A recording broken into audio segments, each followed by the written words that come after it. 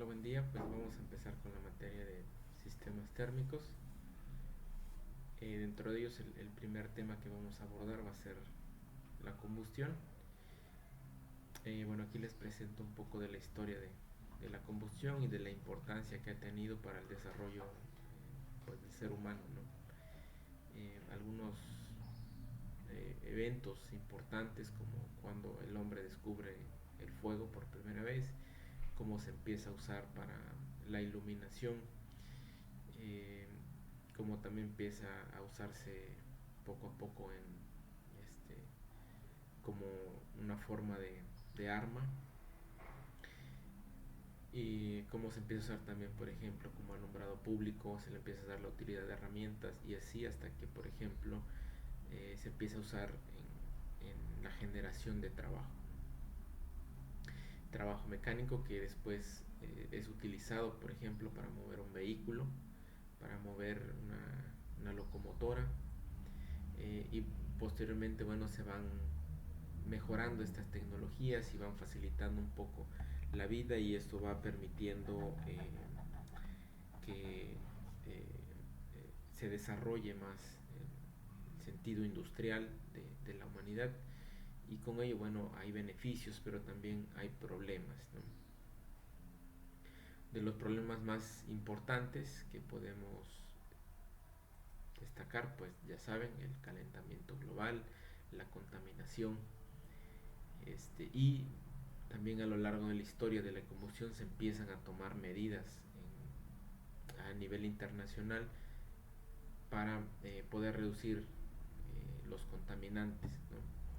Por ejemplo, hablamos de por aquí 1986, y que bueno, eso también está vinculado al crecimiento exponencial, ¿no? 1986 hablábamos de 500 millones de vehículos. eh, para el 2010 estamos hablando como de 24 años tal vez, ya tenemos 1.000 millones de vehículos en el mundo, este, y todo pues basado precisamente en la combustión, ¿no? Eh, Aquí algunas medidas que toman los gobiernos, como el gobierno de Estados Unidos, que para el 2003 ya se empezaba a plantear, bueno, construir, tener nuevas tecnologías, tecnologías más limpias, que pudieran no utilizar el proceso de combustión, que bueno, también ahorita vamos a ver de qué se trata.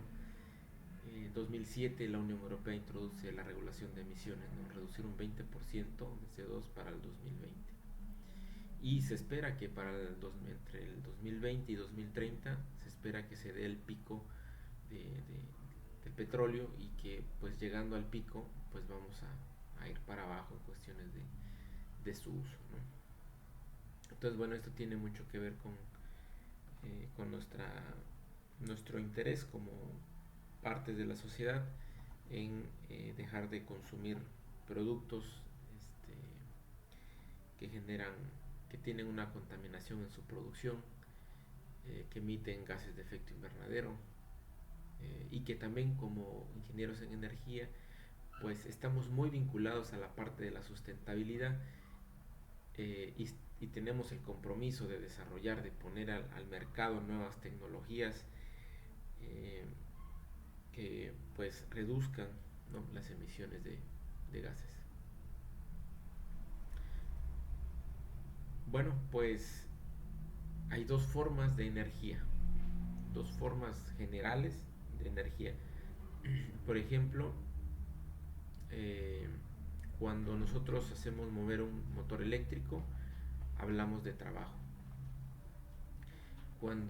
Y fíjense, en un motor eléctrico hay dos tipos de trabajo. Hay trabajo mecánico y hay trabajo eléctrico, ¿sí? Eh, y bueno, la otra forma de energía es calor, ¿no? Y el calor puede ramificarse en tres, ¿no? Puede ser convección, puede ser calor por radiación o incluso también por conducción. Son las tres formas de transferencia del calor, ¿no? pero en general el calor es una forma de energía. Y nosotros podemos ir de tener calor a generar trabajo. Que este mecanismo no es muy eficiente.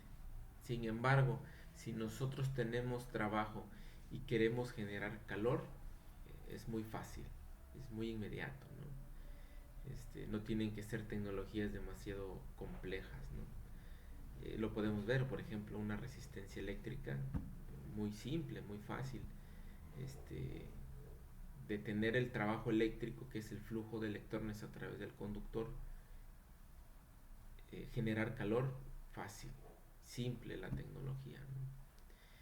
Por otro lado, si tenemos calor, por ejemplo, una flama, combustión, o tenemos una fuente de radiación y con esa fuente queremos producir trabajo, muy complejo, muy complejo. Podemos ver, digamos, un módulo fotovoltaico. Es un mecanismo, es un sistema que tiene el mecanismo de convertir calor, o sea, la radiación, la convierte a trabajo eléctrico. Eficiencias máximas a nivel comercial, hablamos de un 20% tal vez.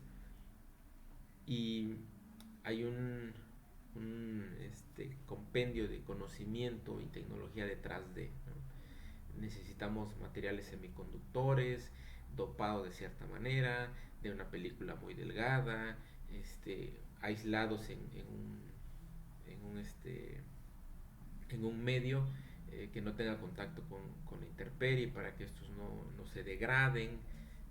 Además necesitan un marco donde soportarse porque son relativamente frágiles, etcétera, ¿no? Tecnología muy complicada. Si hablamos, por ejemplo, de la combustión, pues el proceso por ejemplo, hablamos de un ciclo, no es el ciclo Rankine. Eh, Tenemos una fuente de un fluido, el cual lo calentamos, y en el proceso de transferir energía de una flama a un fluido para calentarlo y hacerlo cambiar de fase, pues es complicado porque hay pérdidas, siempre hay pérdidas. El calor se va a ir por varias ramas, ¿no? Se va a ir por la convección, se va a ir por la conducción. Entonces, por mucho que hermeticemos el sistema, siempre van a haber pérdidas. Un motor de combustión, ni se diga, es algo sumamente complejo, ¿no? Que tiene tener materiales específicos, materiales resistentes a la degradación de la oxidación, a resistencia a las temperaturas que se generan internamente, resistencia a las explosiones, etcétera. Muy complejo. Entonces, pues, a lo largo de la historia, como el hombre aprendió a combustionar, y fue lo que tuvo de manera inmediata, eh, para conseguir trabajo, lo hizo a través del calor. Lo primero que vio fue calor, y después se vio la necesidad de requerir trabajo, y lo intentó hacer a partir del calor. Y eso es, como ya comenté, muy complejo, muy caro. Eh, bueno, esto es para que tengan una idea de la calidad de la energía, ¿no? De las formas de energía. Por supuesto, no siempre queremos trabajo. También a veces necesitamos de calor, como por ejemplo cuando queremos calentar agua, cuando necesitamos climatizar un edificio. En ciertos procesos de manufactura se necesita calor, ¿no? Bueno, entonces, como les comentaba, a lo largo de la historia el ser humano primero aprendió a quemar, y ahora se ve la necesidad de producir, de tener trabajo, pero es complicado tener una fuente de trabajo así, en términos físicos, por supuesto, ¿no? Eh, el quemar siempre ha sido de fácil acceso para el ser humano, sin mucho esfuerzo. Es muy fácil, por ejemplo, quemar un trozo de leña, inmediatamente tenemos ya ahí una fuente de calor, ¿no? Sin mucho esfuerzo. Una fuente de trabajo pues es mucho más complejo, pensando en una fuente externa, ¿no? Que no sea el trabajo mecánico que pueda realizar una persona, ¿no? Y pues bueno, ya hablando en esto que estamos inmersos pues, en la industria, donde es el principal consumidor de calor y de trabajo, eh, necesitamos, primero necesitamos transmisiones de energía continuas, que más o menos no tengan muchas oscilaciones, ¿no? Y eso pues invoca a un problema importante, ¿no? Que es el almacenamiento de la energía. Y es el almacenamiento quien puede garantizar de alguna manera esta estabilidad, ¿no? En el flujo de energía que vamos a requerir para cierto proceso.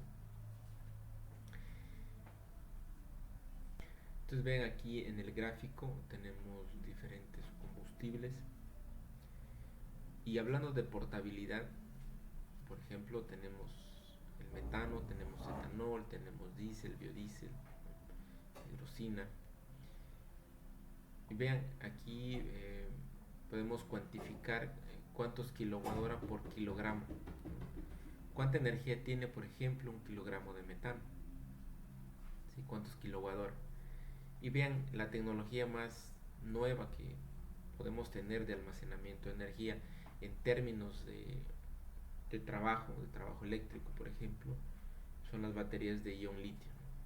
Entonces, si comparamos un kilogramo de metano contra un kilogramo de litio, ¿quién almacena más energía? Por muchas veces los combustibles almacenan energía.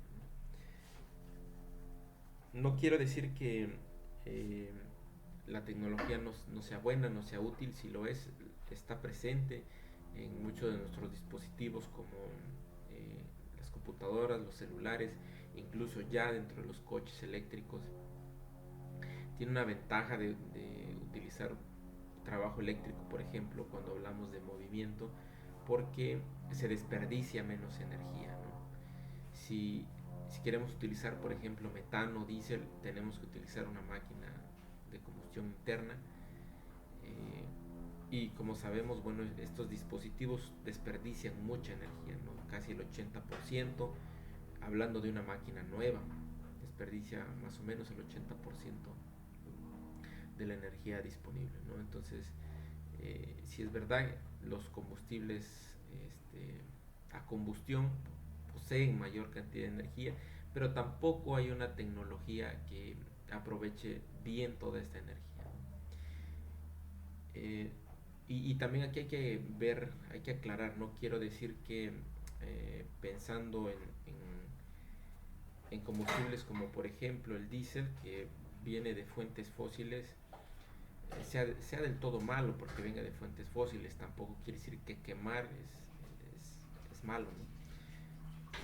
Pero sí es importante que tengamos tecnología que garantice la eficiencia, ¿no? El aprovechamiento, el máximo aprovechamiento de esta energía disponible, porque es precisamente estos combustibles líquidos, que también pueden venir de fuentes biológicas, de fuentes vivas, que fueron vivas, como los ya conocidos biocombustibles, pues nos garantizan una densidad energética muy buena, y que esto puede ser muy útil en la industria, en tener producción y transferencia de energía muy continua, sin tanta intermitencia, ¿no? O incluso contribuir a otros sistemas, ¿no? Como podemos hablar de los sistemas fotovoltaicos, que por ejemplo hablemos de sistemas interconectados. Sabemos que en la noche estos no van a producir, ¿no? Y posiblemente en la noche haya una demanda y tengan que entrar a un sistema auxiliar, ¿no? Y entonces en este caso los sistemas de bioenergía pueden entrar, ¿no? Y pueden tener una producción bastante estable, bastante continua, porque pues tenemos biocombustibles que tienen una densidad energética bastante sustancial, ¿no? Y posiblemente sea más barato tener estos medios de almacenamiento que, por ejemplo, almacenar energía a través de baterías de ion litio. Entonces, pues quemar sigue siendo atractivo y lo va a seguir siendo, independientemente de que salgamos o pasemos esta transición de usar el petróleo. Vamos a seguir quemando, se sigue quemando. Hay en las comunidades con escasos recursos donde se utiliza la leña, se va a seguir quemando. Hay zonas en las cuales no hay acceso, por ejemplo, al gas, y evidentemente hay beneficios de usar gas porque la quema es más eficiente, se consume menos oxígeno, se distribuye mejor el calor, se aprovecha mejor el recurso. Sin embargo, pues no llega a todos los lugares, entonces es más conveniente seguir usando leña, ¿no?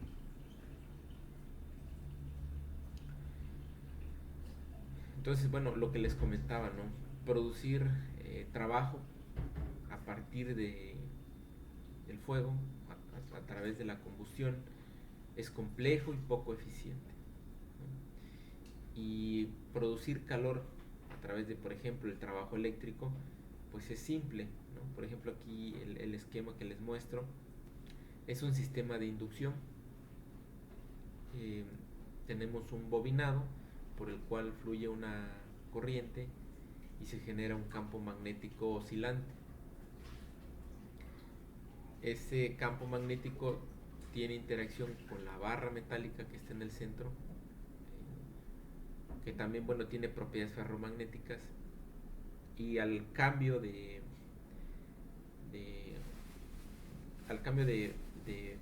a la variación del campo magnético se producen corrientes parásitas sobre el metal, sobre la barra, y esas corrientes, como fluyen en forma circular, pues terminan calentando a la barra, ¿no?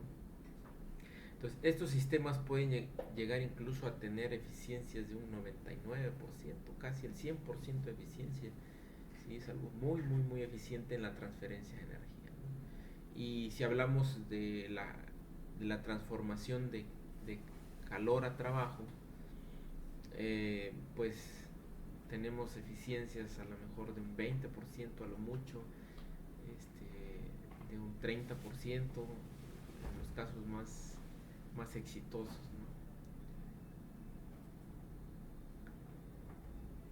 Eh,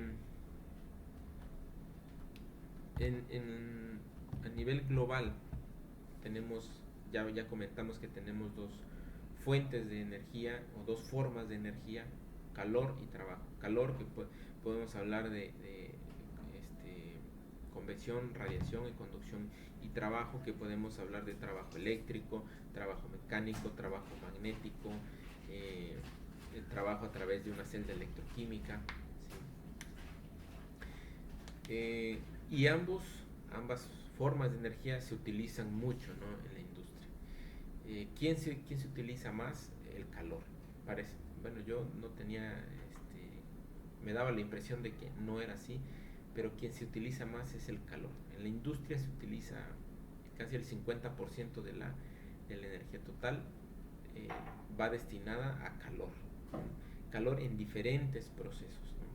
Entonces, hay muchas formas, como ya sabemos, de producir calor. Uno, pues, es a través de la combustión. Otro puede ser como lo que les muestro acá. Fíjense, esto es una planta industrial que se dedica al procesamiento de alimentos. Es una planta que está instalada en la India. De hecho, la pueden buscar, aquí les dejo el link, es un pequeño video. Se llama India One, y pues tiene un sistema de concentradores solares, y bueno, aquí se puede ver el receptor. Entonces, pues estos sistemas van siguiendo al sol y siempre van apuntando la concentración a estos puntos. Estos calientan un fluido, el fluido fluye, ¿sí? Todo el sistema de tuberías está aislado, fluye a un reservorio y después ese calor se almacena y es transferido ya al proceso industrial, ¿no? Donde ya se procesan los alimentos, este, generalmente tienen que hervirlos, bueno, en general tienen que procesarlos, ¿no? Y necesitan calor, y ese calor eh, ya no utilizan la combustión, ¿no? Entonces la planta produce aproximadamente 1 megawatt de energía, sí, de potencia, este, y no utiliza nada de combustión, todo lo utiliza a partir de sistemas de concentración, y la parte eléctrica es a través de energía fotovoltaica, ¿sí? Entonces vean, este 50% de la energía global representa el 40% de las emisiones de dióxido de carbono.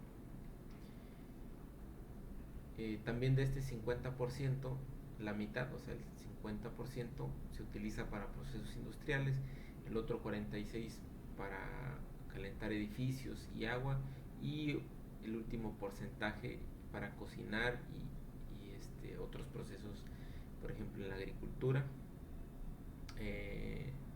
calentamiento en invernaderos. Entonces, más o menos para darnos una idea cómo se distribuye esta fuente de energía, ¿no? Entonces, calor, pues necesitamos. En algunos casos, por ejemplo, como la planta que tenemos aquí,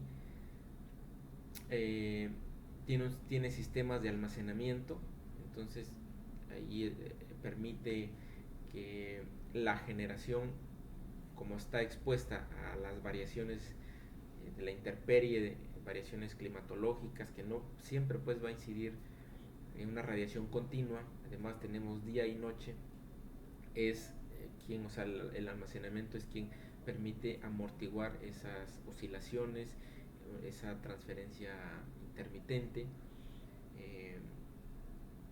y bueno.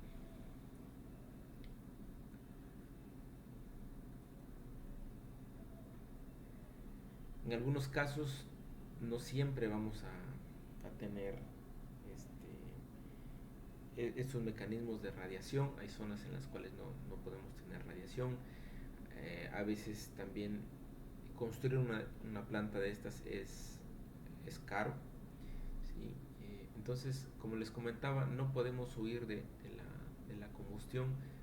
Hay lugares donde también se va a seguir utilizando la combustión por su facilidad en cuestiones de obtener calor, ¿no? Y que también se desarrolló una industria donde pues tenemos ya se combina, ¿no? Se combina el que un combustible como por ejemplo el metano, el propano, el butano, digamos el butano, el propano son elementos que consumimos, digamos, en el hogar, pues nos dan la facilidad del almacenamiento y la disponibilidad, ¿no? O otro combustible como por ejemplo la gasolina nos da ese almacenamiento de energía, y nos permite un suministro continuo, sin tanta intermitencia a nuestros sistemas que van a consumir, y nos permiten generar trabajo, nos permiten también generar calor, y fue en esa tendencia donde se desarrolló la industria. Entonces se combinan estas dos partes, combustibles con disponibilidad de almacenamiento y que garantizan una transmisión continua, y que la industria se desarrolló a través de estos sistemas pues que queman, ¿no? Entonces vamos a seguir quemando, lo que sí no lo hemos estado haciendo de manera eficiente. Entonces necesitamos mejorar estos sistemas de producción tanto de trabajo o de calor a través de la combustión. Si bien, pues ya comenté, hay otras tecnologías que pueden ser también usadas, que nos competen también a nosotros como ingenieros en energía y que podemos desarrollar, ¿no? Entonces, sistemas térmicos es muy amplio. Em, bueno, pero ¿qué es la combustión, no? La combustión es una reacción de oxidación-reducción. Eh, entonces eso quiere decir que en el proceso hay pérdidas y ganancias de electrones, ¿no? De carga. Eh, esta reacción se combina oxígeno rápidamente con materiales oxidables en reacciones exotérmicas. Eso quiere decir que va a haber una emisión de calor. Por ejemplo, podemos tener aquí metano, que se combina con oxígeno, por ejemplo el oxígeno de la atmósfera, y que cuando entran en reacción, cuando se da la reacción de oxidación-reducción, se va a producir una nueva molécula, que es CO2, un nuevo componente, y también se va a producir agua. Además de estos nuevos compuestos, también se va a producir calor, y este calor lo podemos aprovechar directamente en calor o podemos convertirlo a trabajo, ¿no? Por supuesto, es muy complejo, ya comentamos eso, ¿no? En el proceso de generación de este calor, como pueden ver aquí en la imagen, hay calor por convección en gran medida, porque este, va a haber una diferencia de temperatura entre los fluidos que salen. Se generan CO2, por ejemplo, y vapor de agua en estado, o sea, CO2 y agua en estado gaseoso. Y si están en estado gaseoso, sobre todo el agua, pues tiene una diferencia de temperatura muy, muy diferente a la del ambiente. Y esa diferencia de temperatura pues genera convección. ¿Sí? Entonces va a haber un movimiento de masas, además de que la misma combustión, para seguirse alimentando, necesita seguir atrayendo oxígeno. Eso también es otra contribución al proceso de convección. Entonces va a haber convección aquí, una gran parte del calor va hacia la convección. ¿Qué más? Pues bueno, también hay radiación. Podemos ver aquí el color de la flama. Este, pues esa es la radiación, ¿no? ¿Qué más? Conducción. Pues conducción también a través de lo que se está quemando.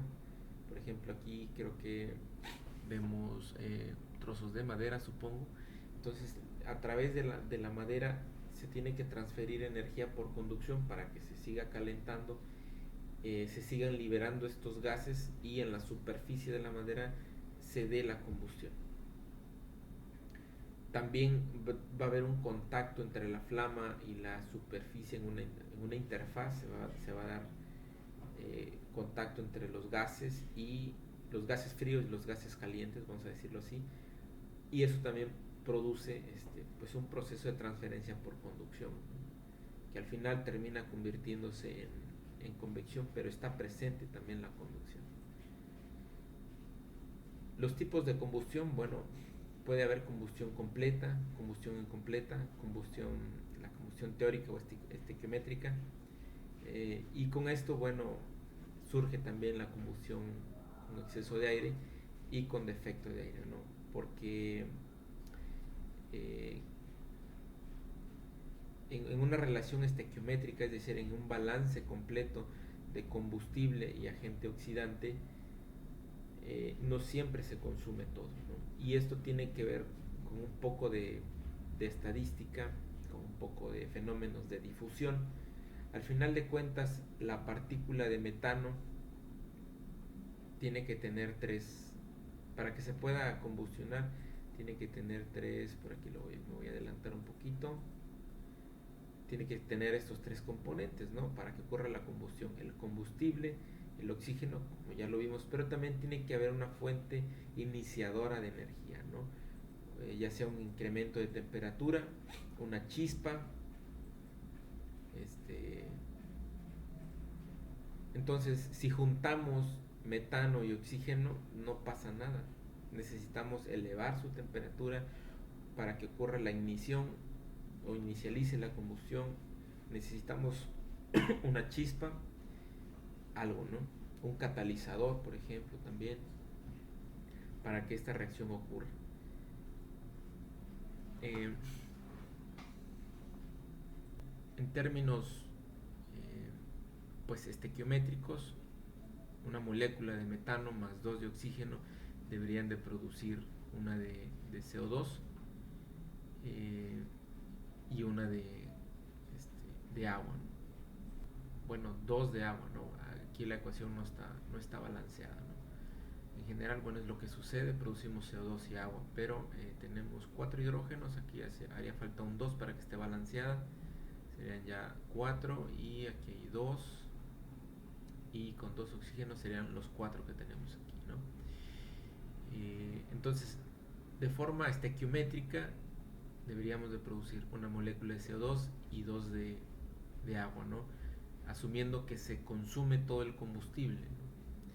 Y le damos solo la proporción adecuada del agente oxidante, pues de forma estequiométrica esto es lo que ocurriría, ¿no? Sin embargo, en la realidad no sucede así porque esta partícula de metano se tiene que encontrar con esta partícula de oxígeno.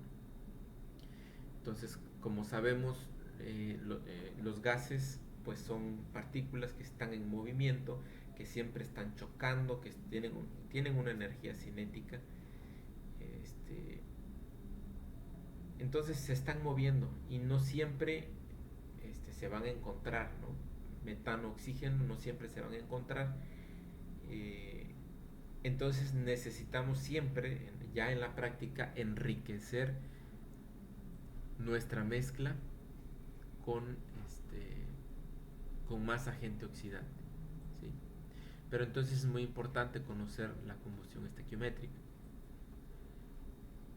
Bueno, la combustión completa, la combustión donde se queman hasta el máximo grado posible de oxidación. En este caso no habrá presencia de sustancias combustibles en los productos o humos de la reacción, ¿no? Por ejemplo, vean esta reacción, tenemos carbono más oxígeno, ¿sí? Produce solamente CO2 y calor. Si bien en la combustión del carbono puede pasar por diferentes etapas, ¿no? Me voy a adelantar, como es en la combustión incompleta, que se puede formar CO, monóxido de carbono. Entonces, si generamos monóxido de carbono, no estamos llegando al máximo grado de oxidación posible, ¿sí? Y entonces nuestra combustión no sería completa, ¿sí? Entonces, de forma estricta, de forma estequiométrica, decimos, bueno, necesitamos una molécula de carbono por una de oxígeno. Con eso sería suficiente para formar CO2. Entonces, pero ya en el proceso, como ya comentamos, pues se involucran muchas partes, se involucran la parte estadística, la parte de la difusión de los componentes, o sea, de las especies, carbono, oxígeno, y que se encuentren una con la otra.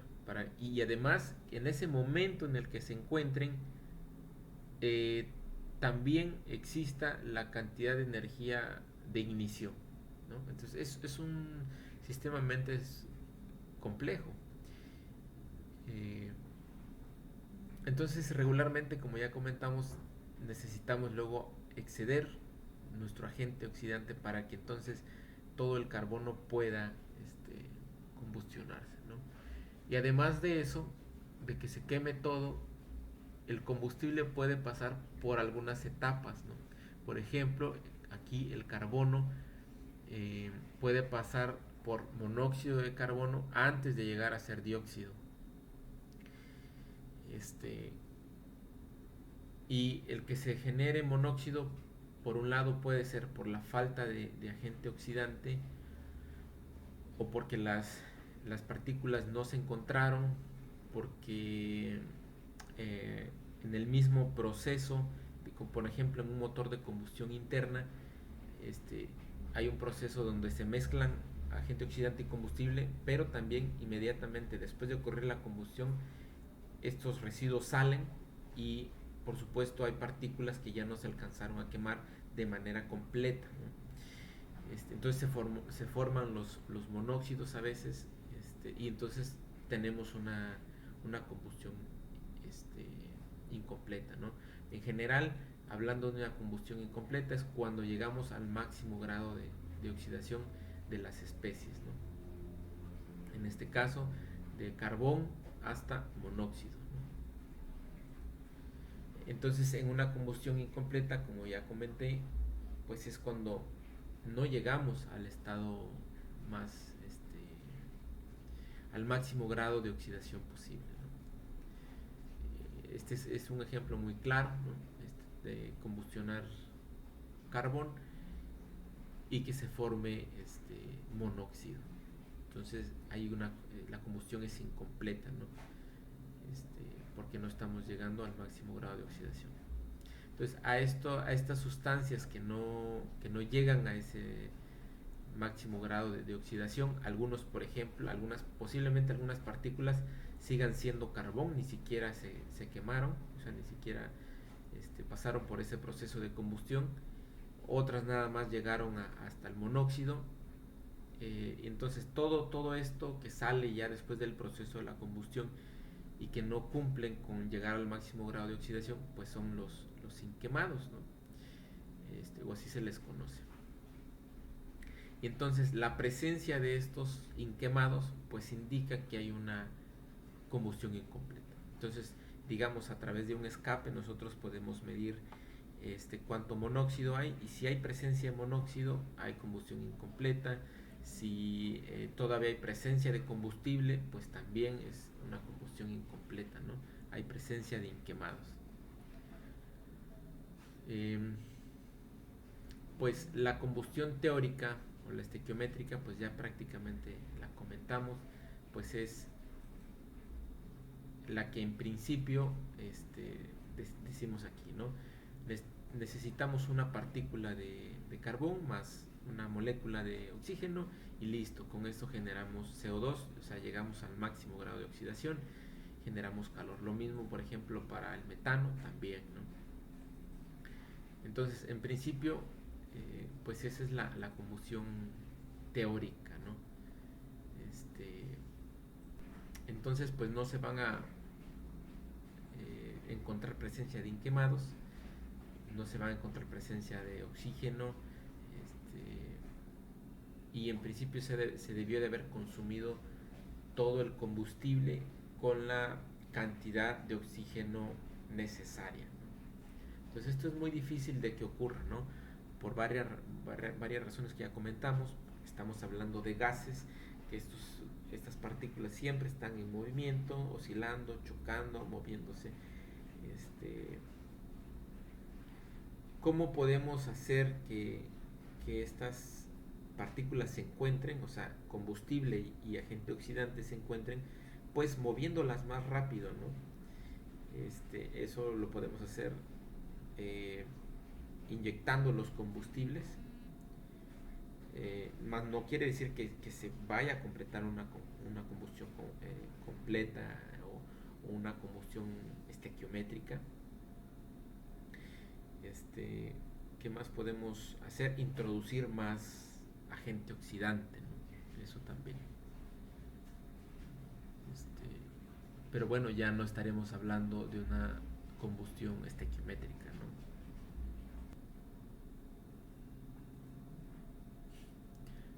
Entonces, pues es necesario regularmente procesar la combustión con un exceso de aire o un exceso de agente oxidante, ¿no? Por ejemplo, los sopletes que se usan para soldar, que se utilizan para corte, tienen dos fuentes. Tienen un combustible, regularmente ese combustible es acetileno, y también tenemos una fuente de oxígeno. Entonces, cuando no hay cantidad suficiente de agente oxidante, o un exceso de agente oxidante más bien, la flama se torna de esta manera, ¿sí? Donde es una flama pobre en términos de eficiencia, ¿no? Cuando agregamos un excedente de aire o de oxígeno, la flama se torna de esta manera y las temperaturas incluso crecen, ¿no? Crece tanto que nos permite fundir los metales, eh, fundirlos y después unirlos, o fundirlos y cortarlos, ¿no? De otra manera, una flama como esta no nos permitiría llegar a eso, ¿no? Entonces, una combustión con exceso de agente oxidante es muy común y es necesaria para poder eficientar la combustión. Eh, entonces, bueno, esta combustión tiende a no producir inquemados, y pues en los residuos siempre es típico encontrar pues agente oxidante, ¿no? En los residuales, ¿no? Tiene ciertas desventajas porque el hecho de que sea muy eficiente, las temperaturas son muy altas y luego a veces carece de aplicación, ¿no? Por ejemplo, esta flama no la podríamos utilizar, por ejemplo, para cocinar porque pues todo se nos quemaría, ¿no? Sería muy eficiente, sí, la combustión, pero tendríamos problemas, ¿no? En el caso de la aplicación. Y pues como ya comentamos, una combustión con defecto de aire, pues va a tener ciertas características. En los inquemados vamos a encontrar combustible todavía que no se quemó. Se van a producir reacciones incompletas, como hablando por ejemplo del carbono, vamos a encontrar monóxidos, etcétera.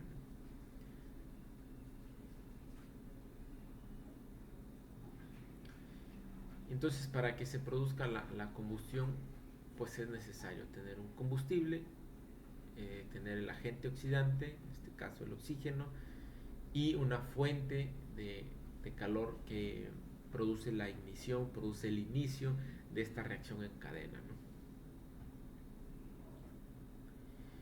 Los combustibles van a tener algunas propiedades que son importantes, como por ejemplo la densidad, que es la relación de masa por unidad de volumen, ¿sí? El poder calorífico, que nos cuantifica cuál es el calor máximo que puede generar un combustible al quemarse de manera completa. Existen dos poderes caloríficos, el poder calorífico superior, y esto es para que vean que siempre van a aparecer, ¿no? El PSC, que es poder calorífico superior, o el poder calorífico inferior, PSI, ¿no? ¿Cuál es la diferencia? Bueno, que el poder calorífico superior en la cuantificación de la energía del combustible toma en cuenta la energía que se utilizó para generar vapor de agua. En el mismo proceso de combustión, como ya vimos, a veces se genera vapor de agua. Entonces, digamos, hablando por ejemplo de un trozo de leña, un trozo de leña tiene una porción de humedad dentro de la misma leña. Si tiene mucha humedad, pues ni siquiera combustiona, ¿no? O sea, no se da esa reacción en cadena. Pero suponiendo que va a poderse dar la combustión, aún así va a tener cierto grado de humedad. Entonces, cuando empieza a quemarse y se da la flama, el calor también va hacia la madera, empieza a caminar sobre la madera y se empiezan a liberar ciertos gases. Este calor produce que se generen gases, ¿no? Y estos gases son los que se combustionan. Realmente la combustión de una madera no es sólida, sino es gaseosa, hablando de los combustibles que tiene la madera, ¿no? Dentro de estas sustancias que hay, pues ya comenté, la madera tiene agua, tiene un porcentaje de humedad, pero es necesaria que salga esa humedad para que se pueda dar la combustión. Entonces se invierte una cantidad de energía en, en evaporar esa agua. Entonces el poder calorífico superior tiene en cuenta pues ese vapor de agua, y el poder calorífico inferior no tiene en cuenta esa cantidad de agua. Entonces, es decir, si queremos medir cuál es la energía de un trozo de leña, pues dices, ok, es el calor que me da más lo que se utilizó en evaporar esa agua, ¿no? Entonces es como que la energía total. Pero bueno, tal vez en la práctica eso ya está gastado, o sea, esa porción que se va a evaporar el agua, pues no la voy a poder utilizar porque se necesita para el mismo proceso. Entonces, ¿de qué es de lo que dispongo? Pues del poder calorífico inferior, ¿no? Digo, para que quede un poco claro. Y otro parámetro pues es la densidad energética, que es algo muy parecido al poder calorífico, pero que esté en lugar de que esté en función de la masa. Dense cuenta, es la energía por unidad de masa. La densidad energética es energía por unidad de volumen, ¿no? Aquí les muestro algunos combustibles con sus diferentes propiedades, como su densidad, poder calorífico superior, poder calorífico inferior, este, su densidad energética, ¿no? Entonces tenemos por aquí etanol, gasolina, algunos combustibles sólidos. Aquí hay otros como el metanol, diésel, hidrógeno gas, hidrógeno licuado, metano.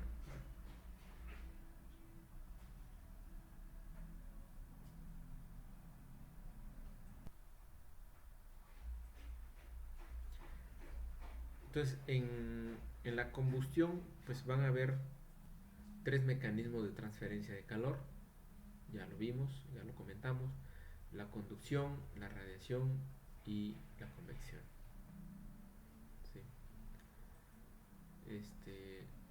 Pues la conducción está definida por, o quien estudia la conducción, la ley de calor de Fourier. ¿Sí? Es quien puede describir cómo se da la conducción a través de un material.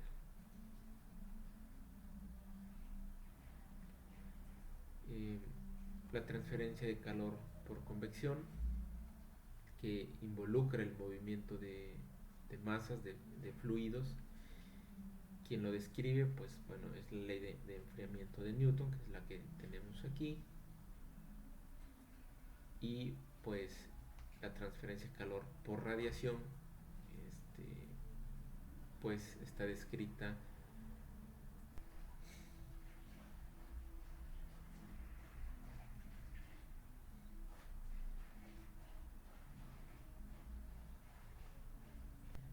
por la ley de Stefan Boltzmann.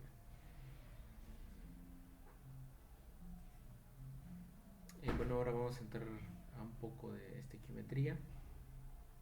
Vean, aquí tenemos una reacción química, tenemos un combustible y tenemos un agente oxidante. Una vez que, bueno, cuando nosotros mezclamos estos dos componentes y hay una chispa y la temperatura adecuada para que se dé el proceso de combustión, vamos a tener un producto, ¿sí? Que va a ser agua. De forma estequiométrica o de forma completa, pues solamente vamos a producir agua, ¿no? Estamos llegando al máximo grado de oxidación del producto, ¿sí? O en este caso el combustible, y además de tener este producto también vamos a tener calor, ¿no? Entonces, de forma estequiométrica es cuando tenemos la cantidad adecuada necesaria de combustible con la cantidad adecuada necesaria de agente oxidante, y ambos se combinan, se queman todo, ¿no? O sea, si estamos hablando que tenemos 2 gramos de hidrógeno con 16 gramos de agua, pues no va a haber ningún excedente de combustible a la salida, no va a haber nada, ni tampoco de agente oxidante. Entonces, de esa manera, cuando ocurre esto, decimos que tenemos una reacción de tipo estequiométrica, ¿no? Que esto es muy complejo de que ocurra, sin embargo, pues nos sirve para comparar qué tan buena fue nuestra combustión. Entonces, para poder comparar las combustiones ya en la vida real, pues nos hacemos de un coeficiente o de algunos coeficientes que vamos a ver más adelante, Uno de ellos es el cociente estequiométrico, que relaciona la masa del agente oxidante sobre la masa del combustible. Entonces, para esta reacción, ¿sí? Nuestro cociente estequiométrico sería, bueno, del agente oxidante sería 16 sobre el combustible, que serían 2, entonces 16 sobre 2 es 8, ¿no? Entonces nuestra relación estequiométrica, nuestro cociente estequiométrico para esta reacción pues es 8, ¿sí? Es muy común que en las reacciones ya en la vida real pues necesitamos agregar más agente oxidante para que se complete la reacción. Como ya comentamos, estos combustibles pues necesitan encontrarse para que la combustión ocurra.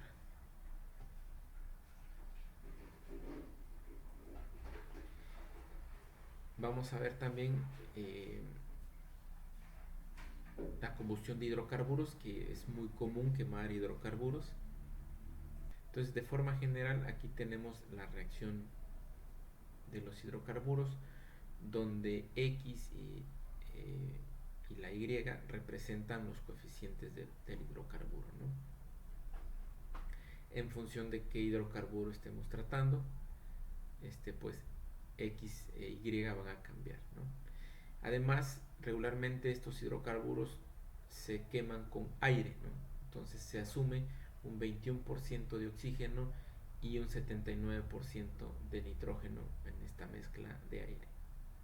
Hay otro coeficiente A, que depende también de X e Y. Entonces podemos conocer A conociendo el tipo de hidrocarburo con el cual estemos trabajando. Y de esta manera podemos conocer cuál es nuestra reacción química. También, por supuesto, saber que esté balanceada.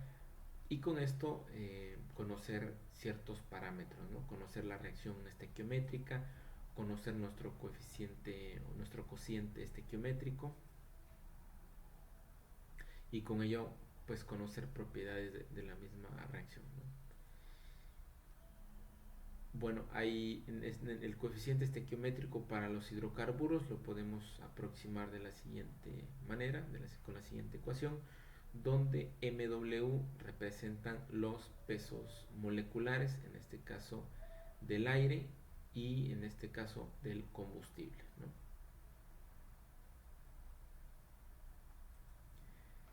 El coeficiente estequiométrico que vimos acá, pues como sabemos es un coeficiente para condiciones pues ideales, ¿no? Muy especiales.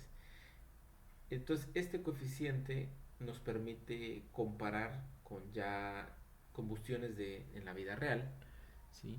Y aparece un otro coeficiente que nos permite evaluar eso, ¿no? Que es el coeficiente de equivalencia phi.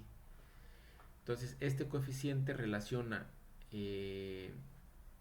los coeficientes estequiométricos para una combustión real, por así decirlo, sobre el coeficiente estequiométrico teórico, ¿no?